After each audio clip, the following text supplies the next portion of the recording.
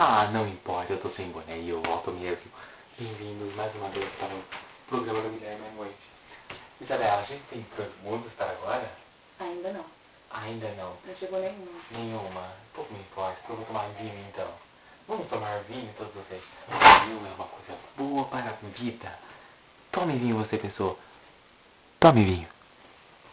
Isabela, temos perguntas agora? Ainda não. Ah, Isabela, fala logo com essas perguntas que está. Você que já chegou. Seguimos Eu já tenho muito tempo. Mulher, tá, você tá bem? Tô. Ah, tá, chega a entrevista. Vai, vem. Rápido. Uhum. Sim, chegou uma pergunta. Chegou uma pergunta? Ah, ainda bem. Chegou. Tem alguém assistindo essa porcaria? Vamos ver então. No laptop. Olha, super moderno o laptop. No laptop. Olha, vai acabar já.